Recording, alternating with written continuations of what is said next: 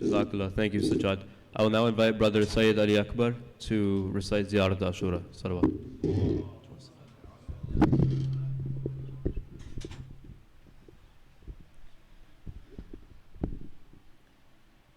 اللهم صل على محمد وآل محمد. بسم الله الرحمن الرحيم.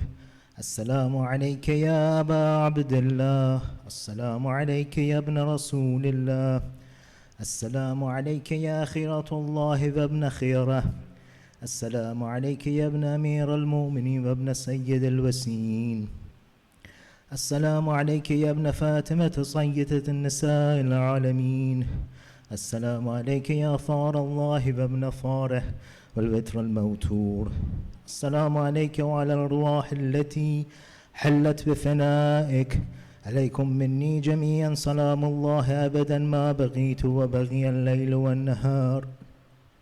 يا أبا عبد الله، لقد عظمت الرزية وجلت وعظمت المصيبة بك علينا وعلى جميع أهل الإسلام، وجلت وعظمت مصيبتك في السماوات على جميع أهل السماوات.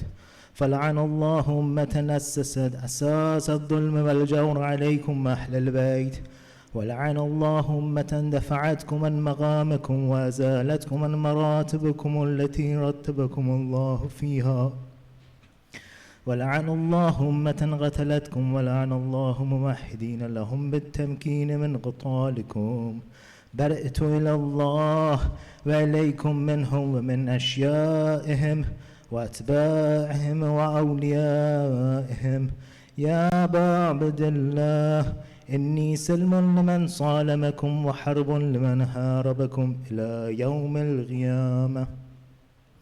ولعن الله آل زياد وآل مروان، ولعن الله بني أمية قاتبة، ولعن الله ابن مرجان، ولعن الله عمر بن سعد، ولعن الله الشمراء، ولعن الله أمة أسرجت وألجمت وتنقبت لقتالك بأبي أنت وأمي.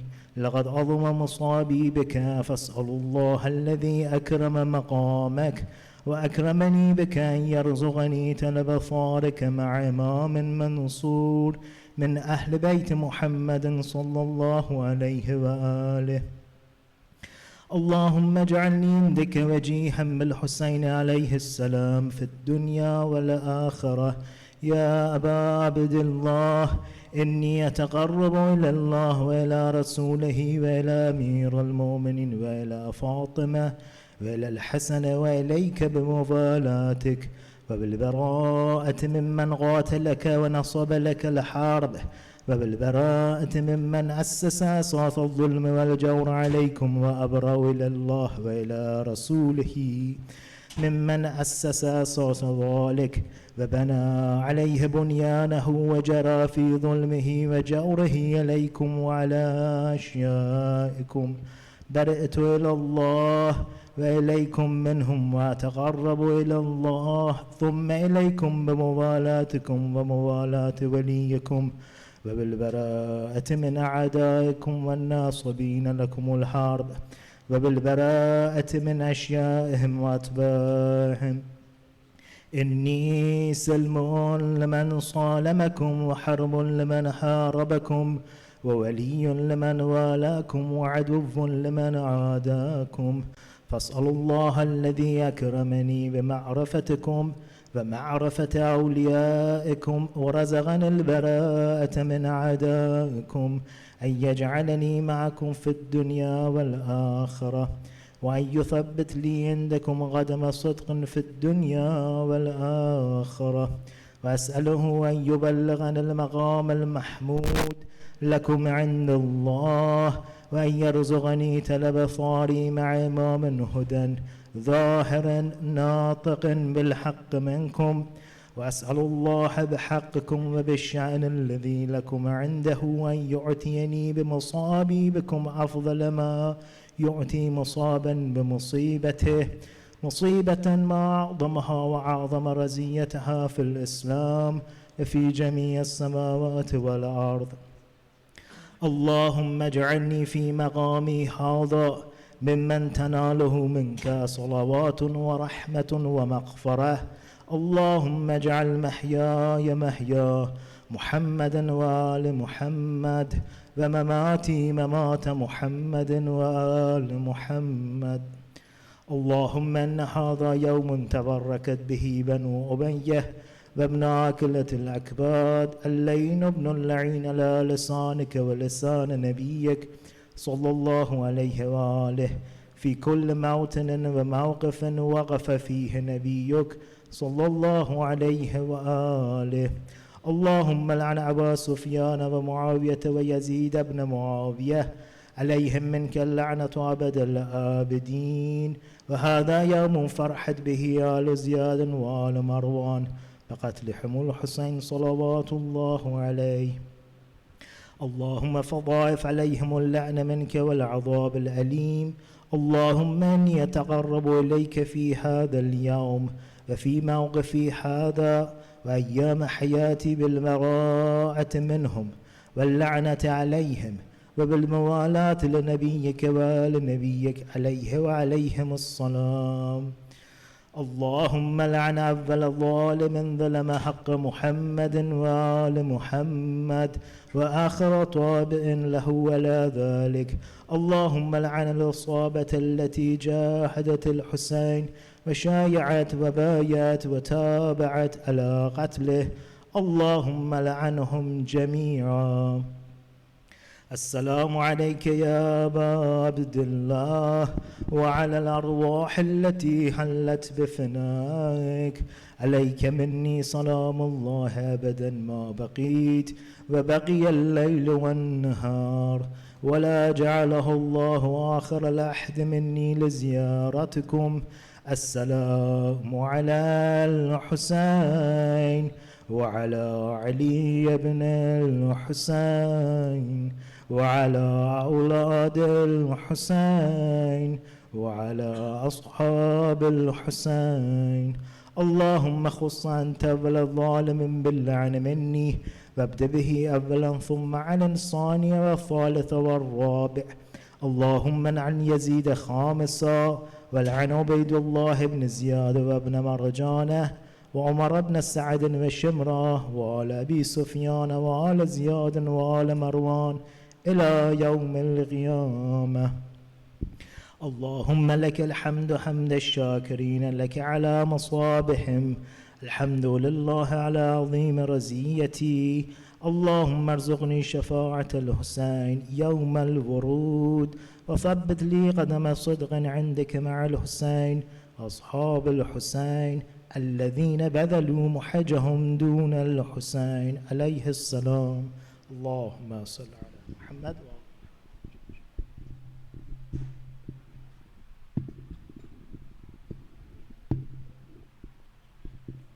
Jazakallah, thank you. I will now invite Brother Ali Naqvi from Marcia. Salawat.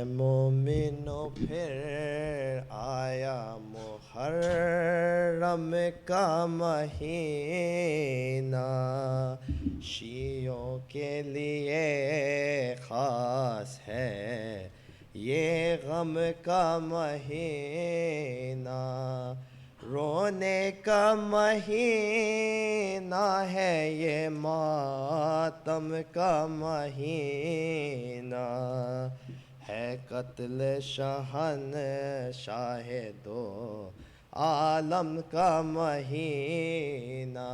और फरियाद का गुल फर्श से थार्श बरी हो, और हिल जाए फलक के और तरजल जुल्मे ज़मी हो।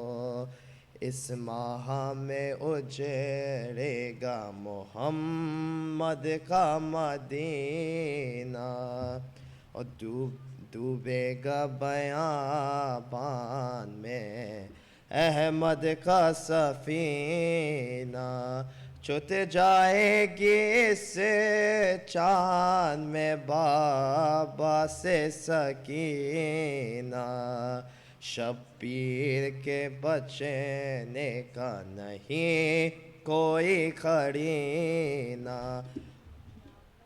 18 بنی فاطمہ زندہ نہ رہیں گے غم اکبر و عباس کا شبیر سہیں گے کٹ جائیں گے دریا پہ علمدار کے بازو بن جائیں گے نیزے سے بھی شبیر کے گیسو اور تیر ہوئے گا شش ماہ کی گردن میں ترازو کر جائیں گے دنیا سے سفر اکبر مہرو اور تیروں سے سکینہ کبھی مشکیزہ چیدے گا مدفن بھی شہیدوں کا نہ کچھ روز بنے گا چلائے گی زہرا کہ میرے جائے حسین پانی نہ دیا تجھ کو ذرا ہائے حسین اس ماہ میں تم نے وہ علم پائے حسین اللہ کسی کو بھی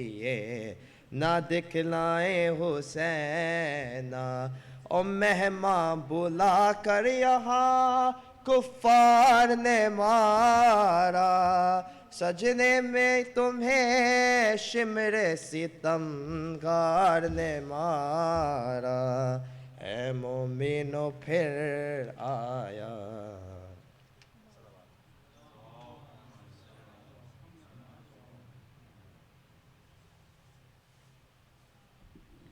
Before I invite our guest scholar, I just have a quick announcement to make. But before that, could everyone please just move up a little bit? So the announcement is about the annual Muharram procession. This year it will take place on the coming Sunday, June 29th, and it will begin at 1 p.m. at 50th and Park Avenue and end at 65th and Madison in Manhattan. I will now invite our guest scholar, Sayyid Hasan Rizvi. Please welcome him with a loud salawat.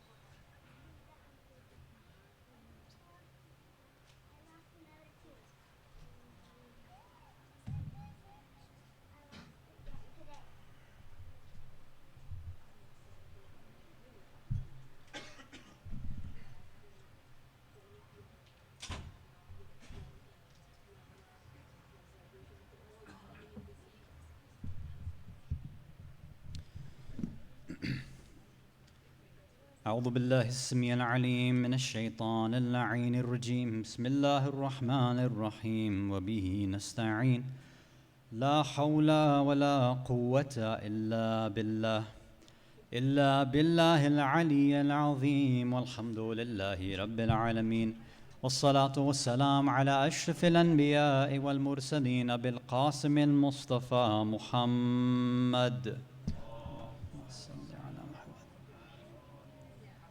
ثم الصلاة والسلام والتحية والإكرام على أهل بيته الطيبين الطاهرين المعصومين المظلومين ولعنة الله على أعدائهم أجمعين من الأولين والآخرين إلى قيام يوم الدين أما بعد صلوات على محمد وآل محمد Mu'mineen, mu'minat, brothers and sisters in Islam and Iman, salamun alaykum wa rahmatullahi wa barakatuh. Last night we began an introduction to our upcoming series for this Ashr of Muharram. We started asking questions about identity. We were made aware, we reminded ourselves that there's a lot of chaos in the world right now, and it's very easy for us to think that this is it, this is the time now for the Imam to come back, this is the Asr of Zuhur. People are reading into the signs right now, and they're praying with even more fervor and passion for the Imam's return. We said all of that is good. But we reminded ourselves that nearly every civilization in the past, every group of people had this same sort of idea. They were always waiting for some sort of savior. They had this passion, this idea. They called and prayed for someone to come, and when that person finally came, the majority of them abandoned, did khiyana, and betrayed them. So we want to make sure that we're not from that group. We don't want to be part of that majority. We don't want to be like the majority who, for example, initially rejected Rasulullah sallallahu alayhi wa alihi wa sallam. Allahumma salli ala Muhammad wa ala. We don't want to be like the majority who then rejected the wilayah of Amir al-Mu'mineen alayhi salam after Ghadir. We don't want to be like the majority that rejected the imamat, the true imamat of Imam Hasan, and then Imam Hussein, and Karbala, and subsequently every single imam afterwards. Right? We don't want to be like that. We also don't want to be those, again, this was another reminder, like many, even some ulama in the past, who pay too much attention to this idea of alamat, of signs. People can get very, very caught up. And sometimes there's all these lectures and books dedicated to just figuring out, okay, I heard the sky is supposed to turn purple, and that the sun again is supposed to change, and X, Y, all this stuff's supposed to happen. So shouldn't we know these signs so that way we're ready? The whole point is, if the signs are pretty much the last thing or the thing that we witness and we're waiting for, at that time it's too late. The signs is not what changes somebody. If I can't pray properly, I don't even know how to make wudu properly, I haven't fixed my akhlaq, right? I haven't learned how to do khidmah and serve my family, my community, then the imam showing up or some call being made in the sky is not going to automatically fix me. That's not what's going to work. One of the benefits of remembering the shuhada of Karbala, all the companions, right? And sometimes I think, again, take this with a grain of salt and understand if what I'm about to say. Sometimes for you and I, it's probably more important to pay attention to the companions, the shuhada of Karbala, even sometimes more than Imam Hussein and the other ma'sumin. And why is that the case? It's because they actually had to go through some struggle to be there. Right? Imam Hussein, Imam Sajjad, Bibi Zainab, they're in the house of the Ahlul Bayt. They're ma'soom, right? They're in a different category all to themselves. These companions, especially when we remember Hur, right? People who have to make extreme sort of changes at the last minute. These individuals remind us of stories that go on in our lives as well too. Right? That we might get stuck at the last minute on the wrong side and we have to make these changes. But not everybody gets the opportunity like Hur gets. Most of us won't have that chance. All the other companions, all those who gave their lives, were Shia to the core from day one. They didn't falter. They weren't people who learned how to pray out of nowhere. Yes, we do hear random stories and a few, exceptional stories of some individuals who found out about the movement and the message along the way. Right? But not everybody was like that. The majority of them were people who had ma'rifat and basira and hikmah from the beginning. They were ahle ibadah. They prayed properly, right? They served the Ahlul Bayt, right? Openly. And when they needed to do secretly, according to the teachings of the Ahlul Bayt, they did that too. So we're not just going to magically become the best Shias overnight. That's not what's going to happen. I mean, hopefully, if it does, Allah gives us the tawfiq that we can change at the last minute, but we shouldn't bank on that, right? The idea is we should be changing way before that, so that once these signs come, okay, fine, the signs came, great, but I should have already been ready before that.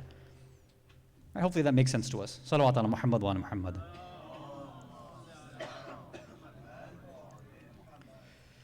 We're talking about identity. That in the past and right now, this major issue that people have is that they don't have a solid identity. And in our case, a solid Muslim or Shia identity. If we had had one, then all these mistakes, this guna, these sins that we end up doing, we wouldn't be doing, right? If our identity was properly solid and solidified and sabit, we'd be able to just do what we needed to do. Like willpower, our soul would be under our control. Our body would be under our control. We wouldn't be under the control and enslaved to technology and movements and influencers and all this other stuff that happens outside. We wouldn't get confused very easily. We wouldn't feel regret constantly for this decisions that we make sometimes it's good to feel a little guilt and regret. At least we know we're doing something wrong. But it would obviously be a lot better if we never had that regret and guilt in the first place, right? If we actually made the right decision from the beginning.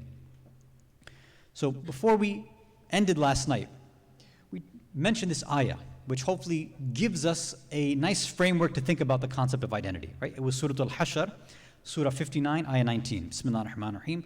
وَلَا تَكُونُوا كَالَّذِينَ نَسُوا اللَّهَ فَأَنْسَاهُمْ أَنفُسُهُمْ أُولَٰئِكَ هُمُ الْفَاسِقُونَ. Don't be like those who have done nisyan of Allah. Don't be like those who forgot about Allah. Why? فَأَنْسَاهُمْ أَنفُسُهُمْ. Because they were made to forget about their own nafs. And then what happens after that? أُولَٰئِكَ هُمُ الْفَاسِقُونَ. These people who forgot about Allah, who forgot their nafs, they are what we call fasiq, just openly rebellious. This ayah, if you reverse engineer it, we go backwards, this kind of tells us the story of sometimes what happens to you and I. Right? Why do we act like fasiqs sometimes? Right? Fasiq is a very dirty Islamic word, right? It's not a nice word, obviously. Nobody would ever want to be called a fasiq, but sometimes we do openly disobey, we openly sin. If we do it in private and secret, that's one thing. But sometimes we're just so bold and brazen that we do it and then we share it for the whole world to see too. It's a special level of depravity. It's very, very bad to do that. But some of us are like that.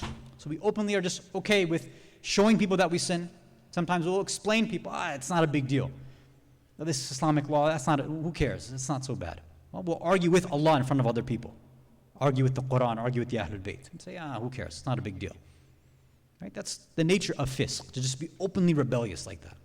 Okay, so how did you and I get to that? Even if it's a small amount, right? Fasiq doesn't have to be this person that just breaks every single law. Every little time we disobey, that's a little bit of fisq, fusuq, right? A little bit of evil that we're engaging in. Well, how did we get to that? Well, Allah says it. Look at the part right before that. فَأَنْسَاهُمْ أَنفُسُهُمْ. Allah is saying, I made you forget who you really were. And we can replace the word nafs here with identity. I made you forget your true identity. Well, Allah, why would you make me do that? Well, go to the beginning of the ayah. But don't be like those who do what? Nisyan of Allah. وَلَا تَكُونُوا كَالَّذِينَ نَسُوا اللَّهِ. When you forget Allah, Allah says, look, if you're forgetting about me, then I'll make you forget you. Your identity, Allah is saying and reminding us that your identity should be tied to me. It should be, what's that famous phrase that everybody mentions? God-centric, right? Allah-centric, God-centered. That has to be the core, the nucleus, the axis, that's everything. If it's not, and Allah says, what identity you should have, I'll make you forget that then. Because if I'm not your core being, then I'll make you forget who you really are. And then when we forget who we really are, we turn into these fasiqeen. Let me give an example of this to hopefully kind of make a bit more sense for us, inshallah. Salawat ala Muhammad wa ala Muhammad.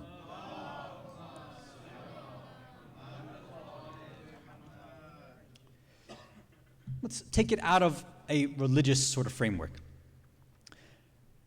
How many of you know somebody, or maybe yourselves, you're like a vegan or a vegetarian? I'm sure everybody at least might know one or two people, right? Right? Vegans don't have any sort of animal products, even animal byproducts, right? They don't eat.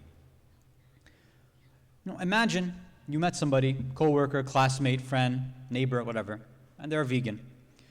And you know they're a vegan because they don't like to hide it, right? They make sure that everybody knows that they're a vegan. They never hide it, right? They have some iftikhar in the fact that they're a vegan, right? They got pride. So they let everybody know. So now, they tell you all the reasons for why, right? They shouldn't be harming animals, right? There's cruelty in these slaughterhouses. This is really bad. We shouldn't have any of these products. Like, animals feel pain, and we shouldn't have anything like that.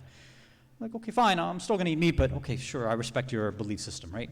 We're tolerant of it. Sure. Okay, sure. Let's say, again, they're not like a close friend, but they're a friend, a neighbor, a colleague, whatever. Maybe you decide to go out to lunch one day together, right? So you pick some place, right? Maybe because you get to decide, you pick a halal restaurant, right? Like, okay, let's go to a halal restaurant. So you go there, comes to you, you decide to order. And what do you order? Filet mignon, right? Obviously, that's what you order, right? You get a nice steak, medium rare, hopefully. Anything beyond that is kufr. You order your steak, and then your vegan friend's there too. And they hear that, like, oh, that sounds delicious. You know what? I'll have the same thing. You're like, well, what are you talking about? It's like, yeah, you talked about it, and I saw it on the menu. Yeah, it seems pretty good. I think I'll have that. You'd stop right away and say, hold on, didn't you say you're a vegan? Haven't you been like convincing me and telling me all these points about it's bad to eat animals and, what's happening to this cow, this poor cow at the slaughterhouse and all this? I can have it because I don't have that belief system, but why are you doing that? well, you know what, I'm like a spiritual vegan. I don't really, do it all the time. It's okay once in a while. It's not a big deal. This is a vegan fasiq. That's what we call this person, right? Like, what are you doing? You had a belief system, but you didn't stick to it. You had all these ideas in your mind, and you went against it like it's nothing. Like, what was the point of your beliefs? What was the point of having that, saying that, telling other people, being so proud of it, and then right there in front of somebody else, you're like, yeah, who cares? Not a big deal. This is what sometimes you and I end up doing a lot of the times too, right? We'll talk about La ilaha illallah, Muhammadur Rasulullah, Aliyan Waliullah, Salawat al Muhammad wa Muhammad.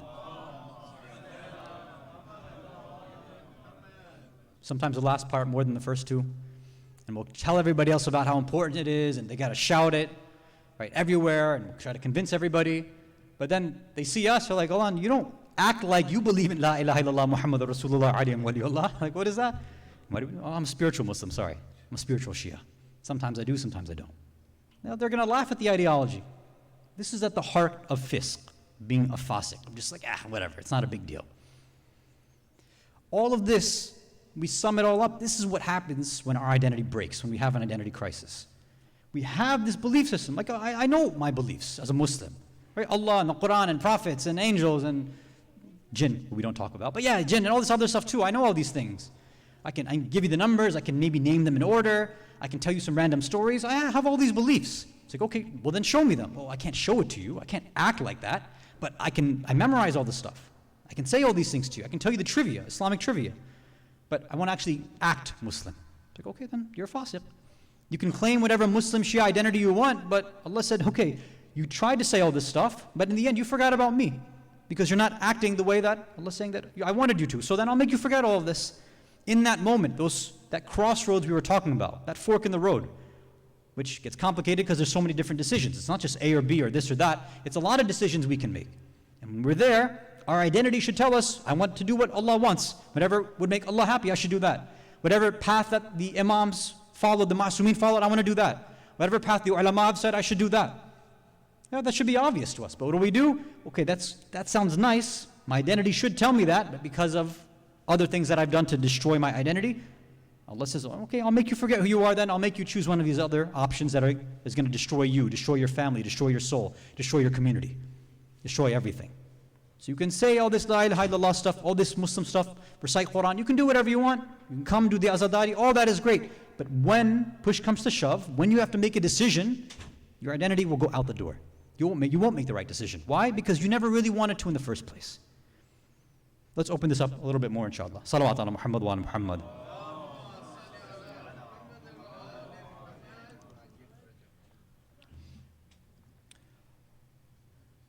How many of you think right now that you are awake?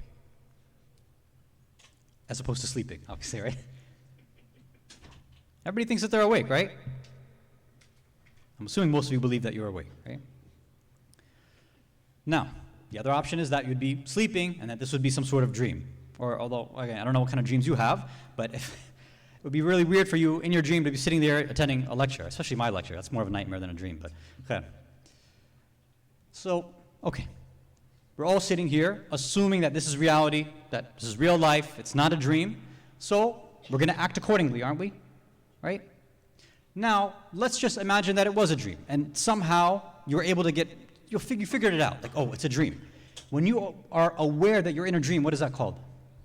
Lucid dream, right? I can tell some people have been doing some Googling and jumped on some subreddits and stuff, trying to figure out how to make themselves lucid dream.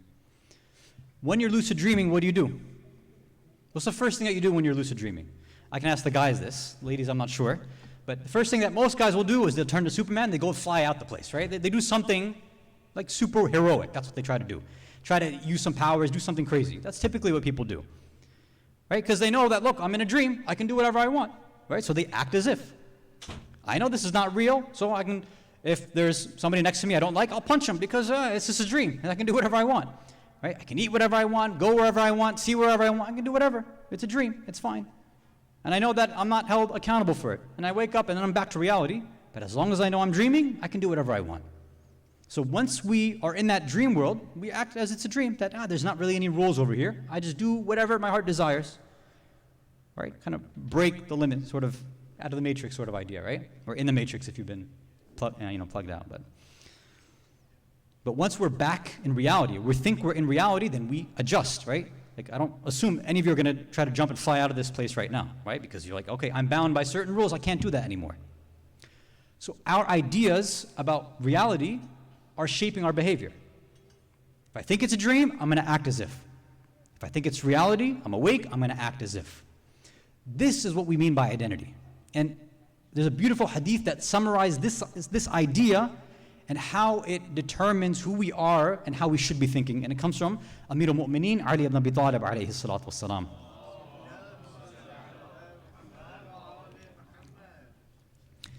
He's reported to have said, Rahimallahu imra'an, alama min ain, fi ain, wa ila ain.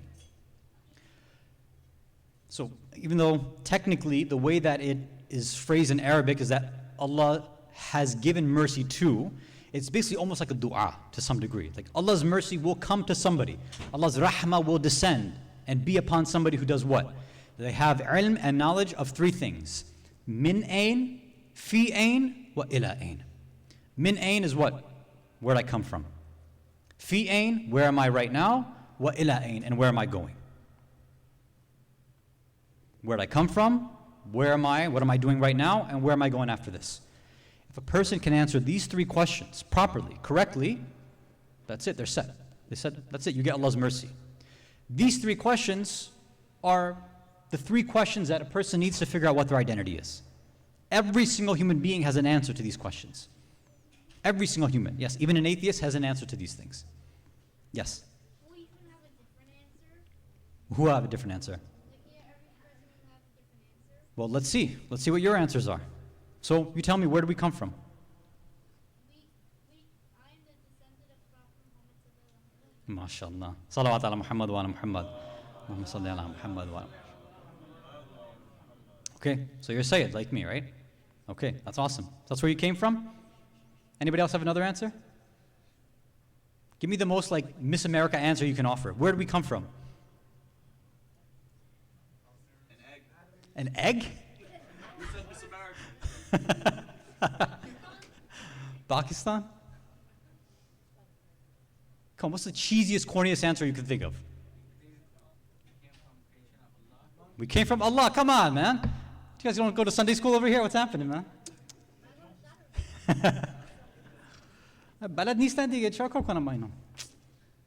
We came from Allah, come on. Right? We came from Allah. That's the easy answer. Yes, we can trace our parents and our lineage and our ancestry. We can go back to countries. This is how a lot of us do it. That's correct. But if we want to give that real answer, where did we come from? We came from Allah. That's it. Okay. So now you see how this is going. All right. So where are we right now? What do we do right now? We are down the path of the right path. We're down the right path. I hope so. You probably are. I don't know about me, but you probably are. It's a good answer, though. Another way is, okay, well, what do I do while I'm here? How do I figure out what to do while I'm here? I can go ask some atheist all these questions. If we ask, all right, where'd you come from? They'll say nothing, right? Ones who have researched this. We came from nothingness. Okay, cool. What do we do while we're here? Whatever you want, which is another way of saying nothing, right? Because it doesn't matter. There's no point. So where do we go after this then? What are they going to say? Nothing. No, they're not going to say Allah. An atheist won't say Allah. That's our answer. Yeah. Sorry, I'm jumping back and forth. The atheist will say, we came from nothing. What do we do here? It doesn't matter, which means nothing. And where do we go after this? Nothing. There's a famous comedian who said, it's interesting because they say that their creator, or the creator is what? Nothing. Where they're going back to is nothing. He's like, oh, you go back to your creator when after you die. He's like, mashallah. He's like, we call that God, but you call it nothing. That's fine. So an atheist has the answer. We came from nothing. What we do here doesn't matter, so you can do whatever you want, meaning there's no blueprint, there's no idea of what to do here. So, because why? Because where do we go after this? Nowhere, nothing. You're just non-existent. So you do whatever you want, doesn't matter. Enjoy yourself, right? And that's what a pure rationalist would do too. Like, enjoy yourself, right? Even if you do something wrong, there is no such thing as wrong. Who cares? Do whatever you want. There's no right and wrong. That's some religious people made all that stuff up. Right? Do whatever you want. It's okay. Especially when you look into this postmodern stuff. That's where all this weird identity stuff is coming in. Be who you want, declare what you want, right? Gender stuff is gone, right? It's not even the gender stuff anymore. Now it's, if you don't want to be a human, don't be a human, right? We got people, especially with public school stuff, right? They start off as a boy, They go to school, their teacher convinces them, they come home like, Dad, I'm a girl now. It's like, okay. And then at night, they're like, Mom, I'm a toilet now, right? So they just change their mind as they're going throughout the day. Like, they be whatever you want, right? That's what matters. This is identity for people, right? Who cares? This is nonsense, but this is what people end up believing. But we have answers for this. Where we came from, where do we come from? We come from Allah. What do we do while we're here? How are we going to get information about what do we have a blueprint? Do we have an idea of what to do? Well, yeah, Allah's going to fill that gap too, but He doesn't put that idea in our mind. He says, I'll send down books. I'll send down individuals that are my representatives, meaning I'll send down prophets, right? And imams afterwards too, but yeah, prophets. I'll send representatives. These representatives will tell you what to do while you're here because you can't figure it out. So I'll send them down and I'll help you out. And then where do we go after this? That should be an easy one, right? Nobody will ever get this wrong. Where do we go after this? Heaven, that's a good answer, yeah. Back to Allah, meaning, yeah, the akhirah, ma'ad, afterlife, whatever. So we have an idea. We have answers for all of this.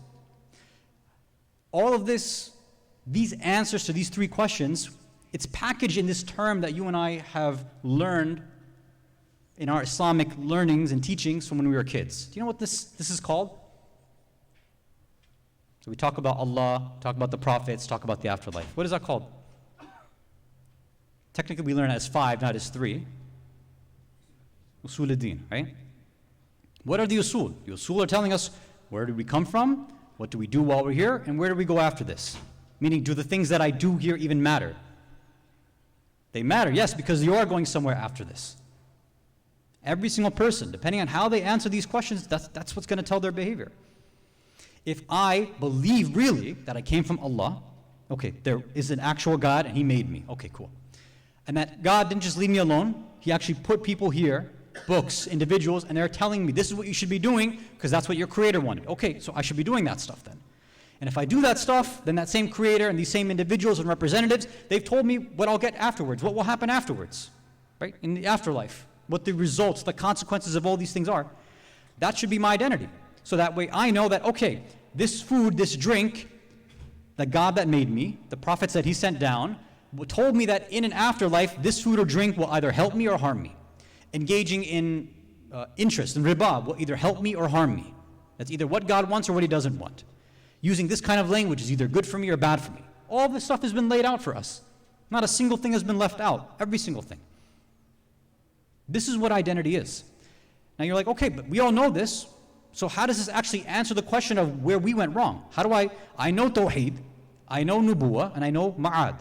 Right? Let me go through this again just because sometimes there's some confusion. The way that, same way as me, you and I learned Usul ad-Din is as 5. What is the 5 that we've been taught is what? Tawheed? Yeah, right there it is. There's a nice little rhyme. We got it, right? Every single one of us probably learned it exactly like that. It's not in the riwayat like that though. It's not really in the early teachings of our ulama like that too. This is something that has kind of developed over time. Now, Tawheed, obviously, that's number 1, right? Although sometimes we don't act like it. It is actually the first thing on the list, right? It's Tawheed. In our usul, technically, the second thing is Nubuwah. This idea of adala, meaning Allah being just, is something that happened because of arguments that happened with the initial Muslims, right? Because some didn't follow the Ahlul Bayt, so they were confused about Allah being just or not. We, obviously, as followers of the Ahlul Bayt and the Muslims back then who followed the Ahlul Bayt weren't confused. They understood the justice of Allah, but because there was a confusion, they said, okay, there are groups of us who follow the adl of Allah, and some of you who just believe God can do whatever He wants. Right? There are some Muslims, as many of you know right now, that say that if God, na'udhu billah, decides to put shaitan in heaven and all the prophets in hell, that's okay, that's justice because that's what God does. Like, okay, that's your God, that's great, but that's not the way that we've learned the justice of Allah. But that's the way that some people have framed justice of God.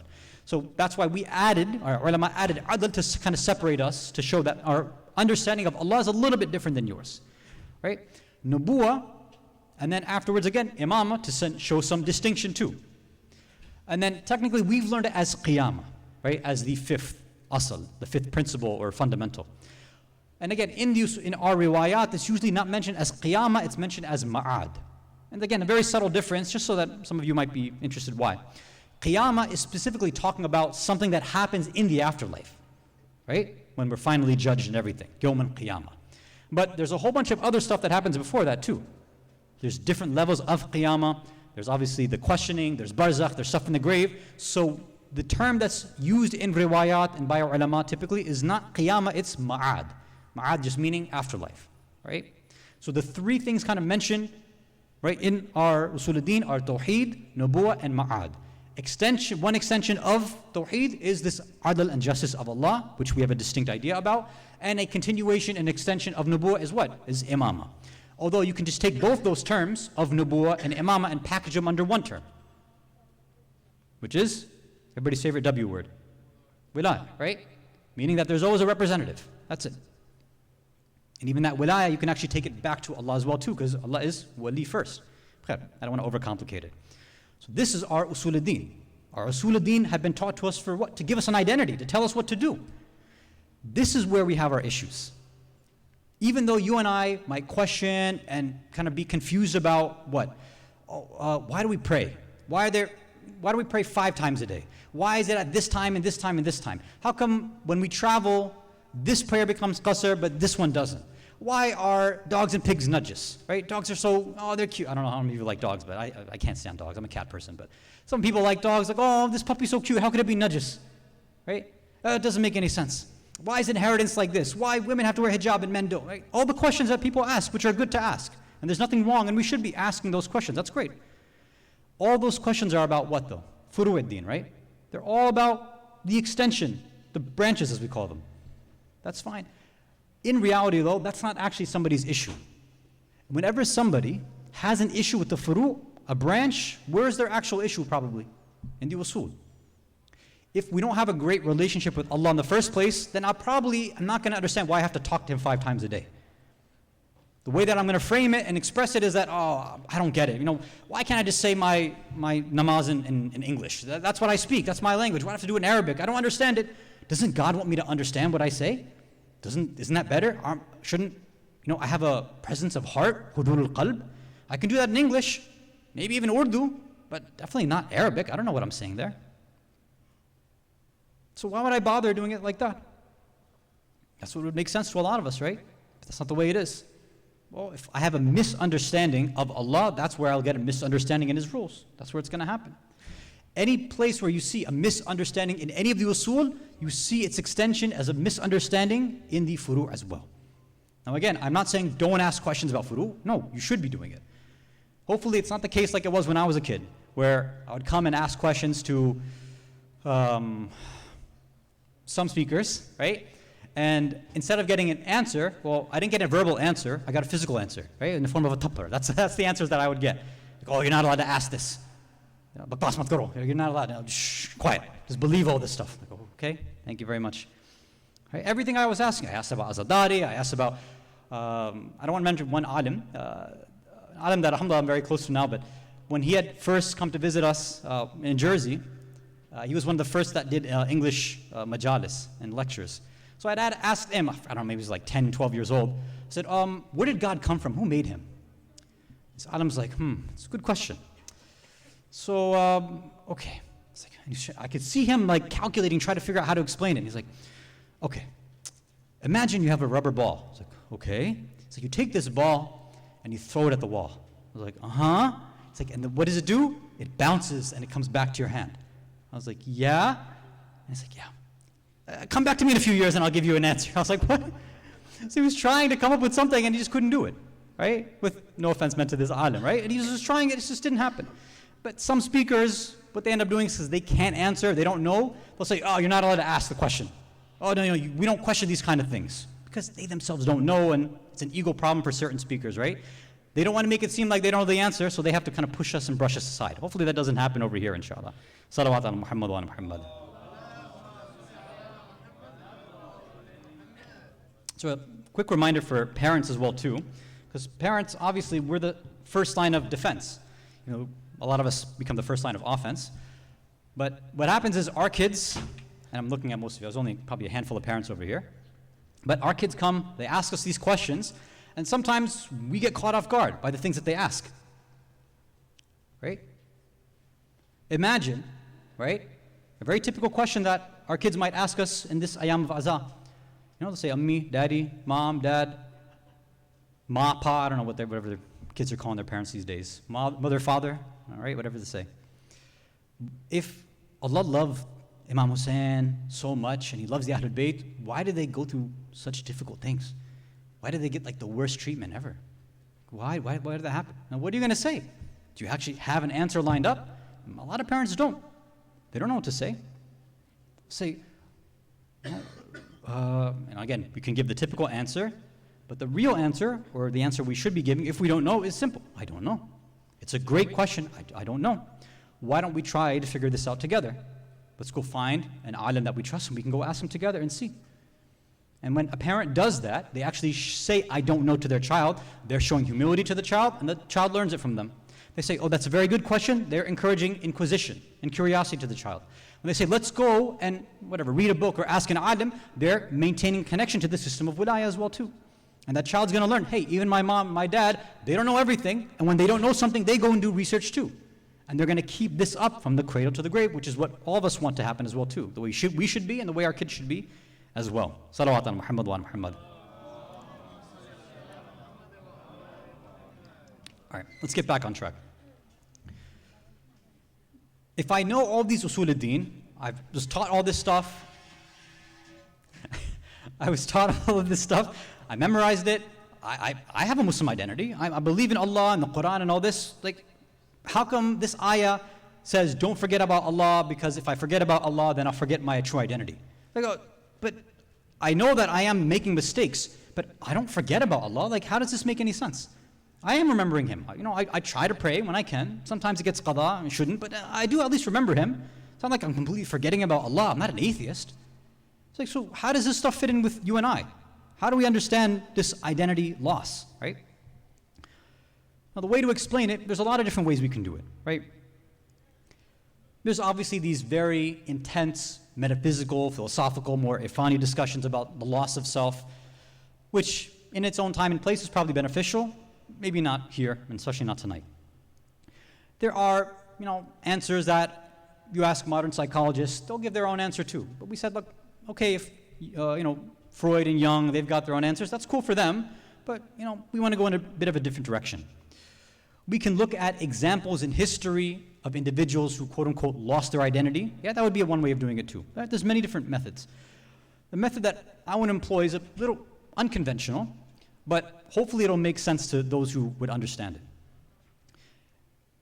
We talked about how these people are vying and battling for our soul. Every single person is out there. They're all trying to convince us of how to make decisions when we're in those moments, right? Everybody's trying to get us to convince us to change our identity or make our identity X, Y, Z. That's what everybody's trying to do. We said Hollywood does the same thing. So all these writers and authors, everybody, when they are writing this stuff, they're directing movies, all these things have an ideology and a philosophy behind it too.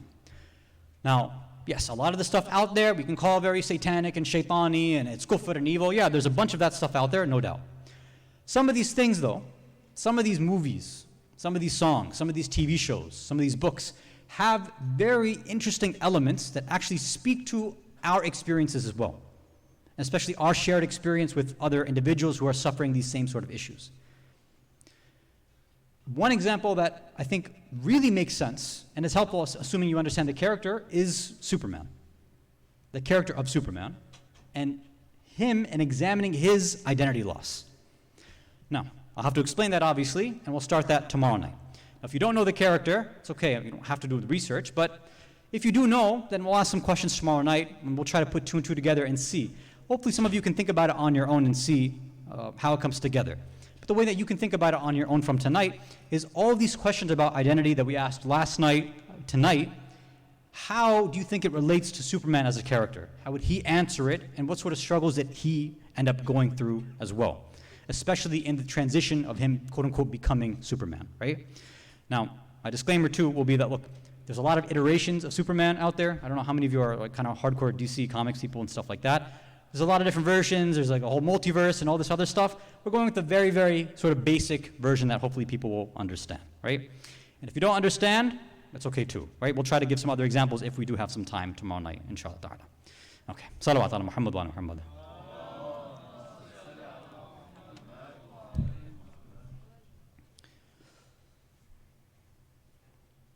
One more salawat ala Muhammad wa ala Muhammad.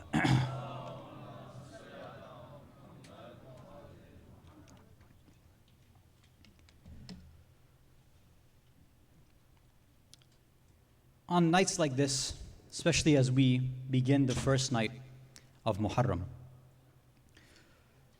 before we begin to remember all the various shuhada that gave their lives on Ashura, before we start going one by one and dedicating a night to each of these amazing personalities, traditionally we start and begin by remembering the lead up to the caravan and the Ahlul Bayt and the supporters reaching Karbala. And before we think about them passing by Kufa, we go back and remember how this initial mission began. We think about the Imam's final moments as he's getting ready to leave Medina. This is the beginning of the mission. And many centers, for example, sometimes even commemorate this, right? And they have a night dedicated to the actual night or the day when Imam Hussein, alayhi salam, with his family left Medina. And sometimes I think we take it lightly. There's no way you and I can put ourselves in Imam Hussein's shoes. We can't understand what he's thinking about, what he's feeling. We can try. We can think about it in our own sort of terms. Imam Hussein has ma'rifah. He has some idea of this mission that he's about to embark on. The details are still vague, right? They're not very clear yet. But he has an idea that this is something. He cannot give bay'ah to Yazid. He has to protect his life, his family's, and he has to now move on and leave Medina. Anytime you and I, when we get ready for any sort of trip, right, we always do our khuda hafizes, right? We do our khuda hafizi. We say our goodbyes to our loved ones. Even when we go out for a few minutes, hopefully we do this, right? Well, we're just going to school, we go out to meet our friends, go to get some groceries, whatever it is. It's basic etiquette that, we say khudafis or we say salam and let our parents know or our family know before we go. And who knows, that time we step out the door could be the last time that we see them, although sometimes we don't reflect on something like that. But now think about Imam Hussein leaving the city of Medina, the city that was the closest to the Ahlul Bayt. Although they're not the best supporters, they still have the greatest connection to the Ahlul Bayt, Ahl Medina. This is the city of his family. This is the city of Rasulullah. This is the city of where some of the greatest companions are buried. So there's a lot of connection. There must be a lot of heartache for Imam Hussein right now as he's getting ready to leave. And there are many different narrations about exactly what Imam Hussein did as he was leaving there. But one thing that our narrations mention is as he was leaving, he goes to the grave of Rasulullah. He wants to say his final goodbyes to his grandfather.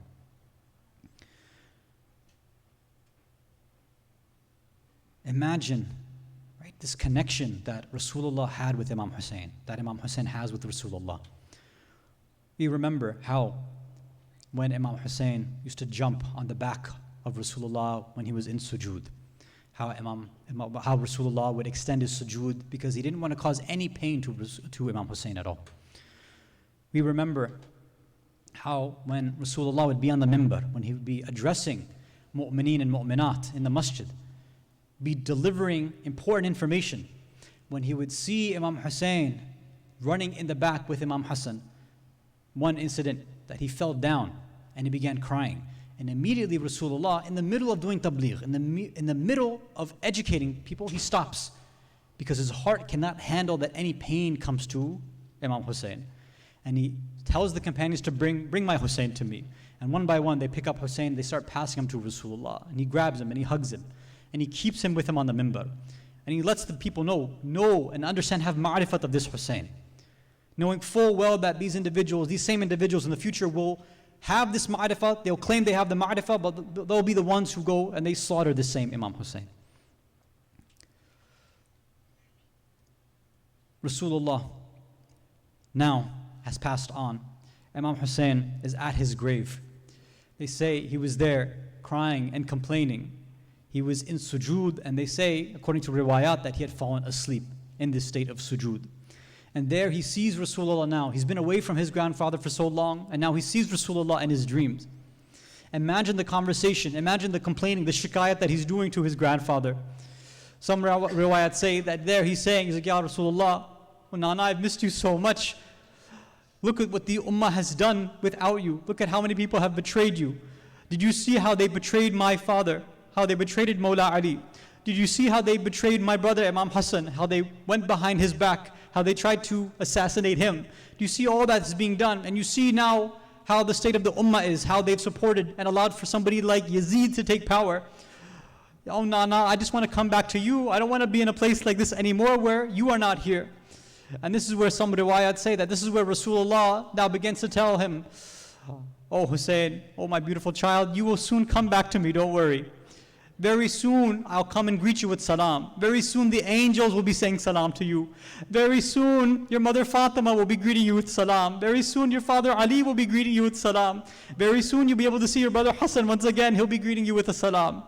But before all of this, he says, but I see something. In order for you to come to me, I see you rolling around in the sands, in dirt, in your own blood. You'll be running back and forth.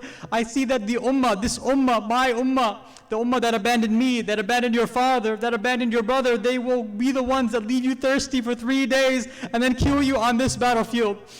They will be the ones who kill your family. They sacrifice everything. Your companions will be there. Everybody will be surrounded. You'll lose them one by one for all of this. This will be the sacrifice before you can come and see me. Imagine how difficult this is. You and I, when inshallah we get the chance, you go to Medina, if you haven't already been, I want you to go to the grave of Rasulullah and imagine what Imam Hussein has been feeling. And we're lucky that we sometimes get this opportunity where we can go and recreate some of these and reenact this journey of Imam Hussein. But one thing that we always hope and imagine, and that sometimes our hearts figure out and try to picture in our minds, is that we're sure that Imam Hussein had said his final salam and akhir salam to Rasulullah. We're sure that he must have tried to send his salams to all those others who were there too. But we ask, if Imam Hussein wanted to send his final salams to his mother Fatima, which direction would he have gone? Would he have stayed there in Medina and said his salams over there? Would he have had to go somewhere else? Why is it that we can't recreate the same final salam of Hussein? Because we don't know where his own mother is buried. على لعنة الله على قوم الظالمين وسيعلم الذين ظلموا أي منقلب ينقلبون إنا لله وإنا إليه راجعون رضا بقضائه وتسليما لأمره. ماتم حسين.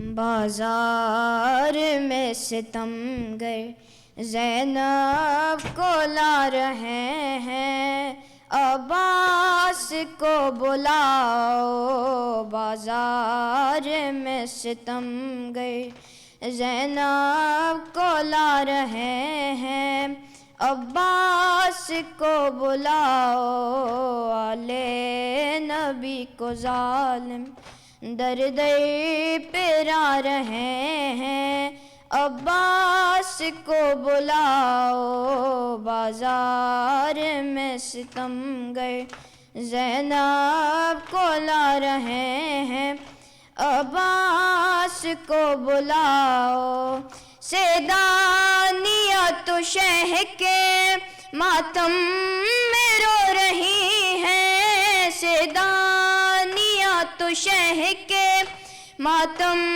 में रो रही हैं और बेहया सितमगर खुशियाँ मना रहे हैं अब्बास को बुलाओ बाजार में सितमगर ज़ैनब को ला रहे हैं अब्बास को बुलाओ एक आशिक पर है जिनके दोनों जहान सदके एक आशिक पर है जिनके दोनों जहान सदके हंस हंस के शाम वाले ان کو رلا رہے ہیں عباس کو بلاؤ بازار میں ستم گئے زینب کو لا رہے ہیں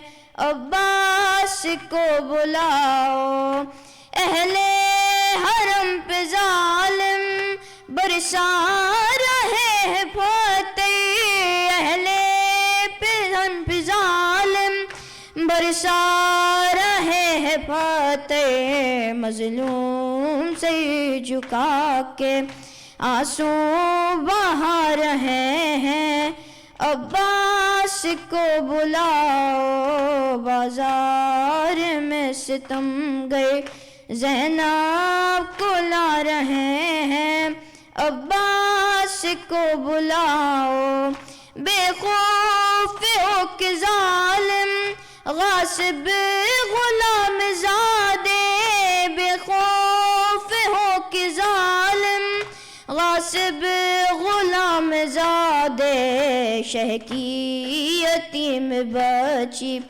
پہ ظلم ڈا رہے ہیں عباس کو بلاؤ بازار میں ستم گئے زینب کو لا رہے ہیں عباس کو بلاؤ آلِ نبی کو ظالم درد پیرا رہے ہیں عباس کو بلاؤ بازار میں ستم گئی زینب کو لا رہے ہیں عباس کو بلاؤ یا حسین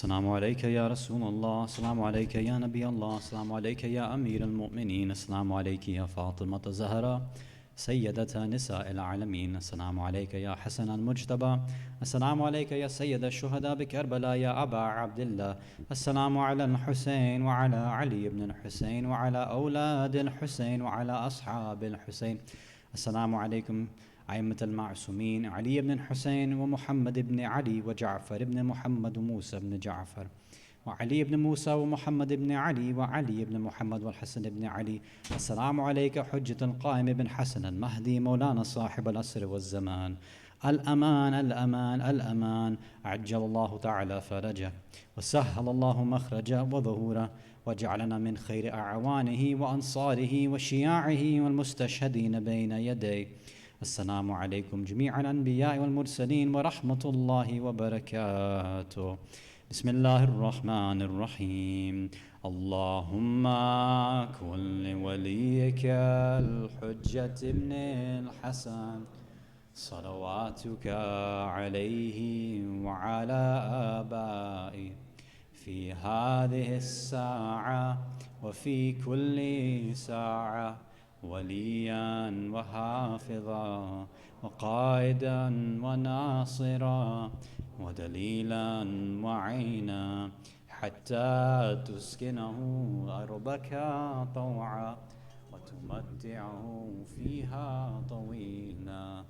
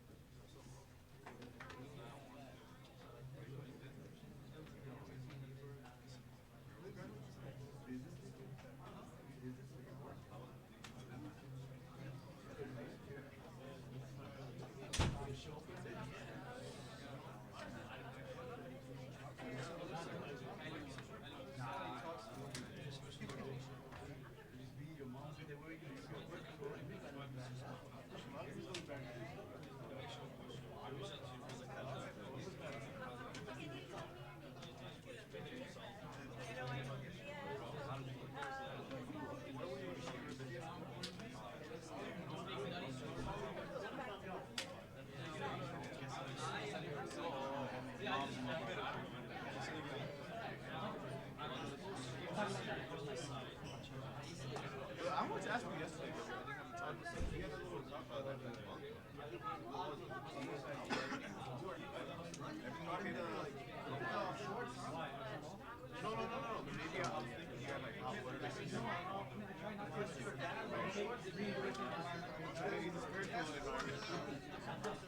good. I use the same reason. Even though it's classic. It's my thing. My dad. I have spiritual.